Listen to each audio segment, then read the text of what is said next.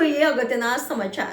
Vadodara smart સિટીને વડોદરાની સાથે ભુવાનગરી તરીકે પણ ઓળખાય છે। વડોદરા શહેરમાં છાશવાર અનેક વિસ્તારોમાં ભૂવા પડવાની ઘટનાઓ સામે આવી હોય છે।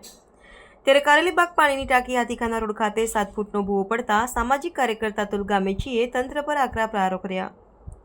વડોદરા શહેર ચોમાસું, ઉનાળો કે શિયાળો હોય પણ ગમે તે ઋતુમાં વડોદરામાં ભૂવા પડવાની ઘટનાઓ સામે આવતી હોય છે અને તંત્ર માત્ર હલકી ગુણવત્તાના કારણે વારંવાર ભૂવા પડતા હોય પાલિકાના અધિકારીઓ કોન્ટ્રાક્ટરને કોન્ટ્રાક્ટ આપવામાં આવે છે, પરંતુ કોન્ટ્રાક્ટ દ્વારા યોગ્ય ગુણવત્તાનું મટીરીયલ ન વાપરતા વડોદરા શહેરમાં અનેક વિસ્તારોમાં ભૂવા પડવાની ઘટનાઓ સામે આવતી હોય છે।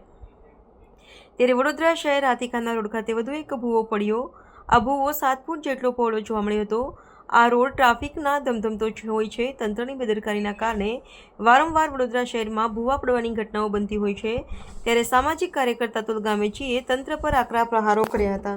વડોદરા શહેર સંસ્કારી નગરી એક બાજુ ભુવા નગરી બની ગઈ છે। આ ભુવા નગરી બનાવવા માટે વડોદરા મહાનગરપાલિકાના સત્તાધીશો અને અધિકારીઓ સાથે કોન્ટ્રાક્ટર એટલા જ જવાબદાર છે। વડોદરા શહેરના કારેલીબાગ વિસ્તાર છે, કારેલીબાગ વિસ્તારમાં જે 24 કલાક રોડ ધમધમી રહ્યો છે, ટ્રાફિક વાહન વ્યવહાર ચાલુ છે, આ રોડ પર આજે ભૂવો પડ્યો છે। મસ્ત મોટો ભૂવો છે, પહોળો બી છે, ઊંડો પણ છે। આ જગ્યાએ રાત્રે લારીઓ પણ લાગતી હોય છે, શાકભાજીના પથારા લાગતા હોય છે। ત્યારે આવો ભૂવો એક ને એક જગ્યાએ જો ભૂવો પડતો હોય તો આવા કોન્ટ્રાક્ટરને, આવા અધિકાર સામે પગલાં ભરવા જોઈએ।